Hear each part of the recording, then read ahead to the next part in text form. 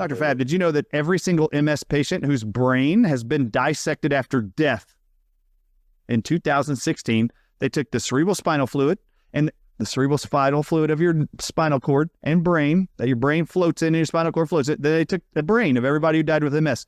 They cut them into little bitty pieces, the brain, and guess what they found at 100% of all of them? 3 to 6 inch worms called roundworms. What are roundworms? That's another word called nematodes. Guess what the common word is for all you people? Heartworms in your dog and cat. They found 3 to 6 inch heartworms in the brain of every MS patient, burrowing holes and canals in their brains. You know what's amazing about that? They're eating holes in your brain. And then they found them in every cerebral spinal fluid sample, swimming worms in their spinal column. And what's amazing about MS is your symptoms change from year to year. Even the holes in your brain they see on an X-ray or CT scan, your neurologist, they will move. You'll have a hole this right here. Then next year it's here. Then it's over here. And as that changes, you'll have vision changes one year and then they improve. And then the next year you can't use your left arm. And then a year later you can use your left arm, but now it's your right foot. I mean, that's because the brain is healing as the worm is eating holes and caves through your brain. The parts it's eating are dying and you're not getting the information. So vision changes.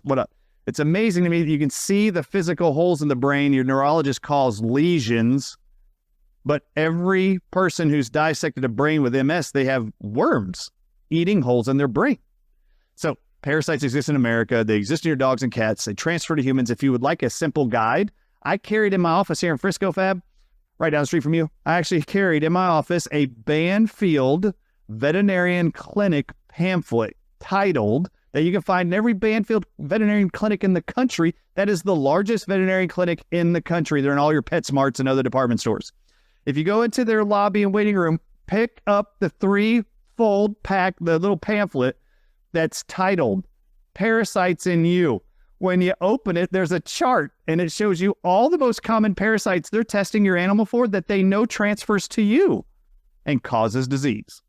Parasites exist in America, but as long as you keep your health professionals ignorant of that fact, your patients will continue to stay sick. You can prescribe them drugs to manage their symptoms or attempt to for the rest of their life while worms are in your brain, eating your brain to death, creating misery, harm, and dysfunction, affecting every activity of daily living, which is a insurance claim term. Activities of daily living. Always love that.